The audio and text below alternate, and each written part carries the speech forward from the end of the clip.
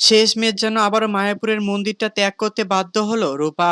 কেননা দীপা তো সেখানে চলে এসেছিল পুলিশ নিয়ে, যার কারণে ভয়ে ভয়ে আবারও সেই মায়াপুরের মন্দির থেকে চলে গেল রূপা। তাহলে অপরদিকে সেই ছোট্ট ছোট্ট বাচ্চাদের কি হবে?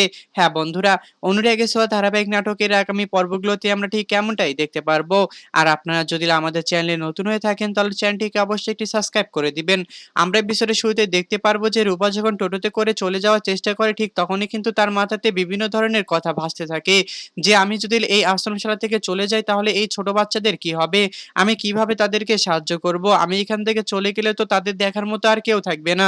তাদের খাবারটাই বা কে খাওয়াবে? তখন যেন রূপা আবারও সেই আশ্রমশালাতে গিয়ে দেখতে পারে যে অনেকগুলো গুন্ডা-পান্ডা এসে পুরো আশ্রমশালার মন্দিরটাকে ভাঙচুর করা শুরু করে দিয়েছিল। ঠিক তখনই কিন্তু সেখানে দীপা চলে এসে সেই গুন্ডাদেরকে সমস্ত টাকা বুঝিয়ে দিয়ে ওখান থেকে দিয়ে পাঠায়। হ্যাঁ বন্ধুরা, অনুরাগের ছোঁয়া ধারাবাহিক নাটকের আগামী পর্বগুলোতে আমরা ঠিক এমনটাই দেখতে পারবো। আর আপনারা যদি আমাদের চ্যানেলে নতুন হয়ে থাকেন তাহলে চ্যানেলটিকে অবশ্যই একটি সাবস্ক্রাইব করে দিবেন।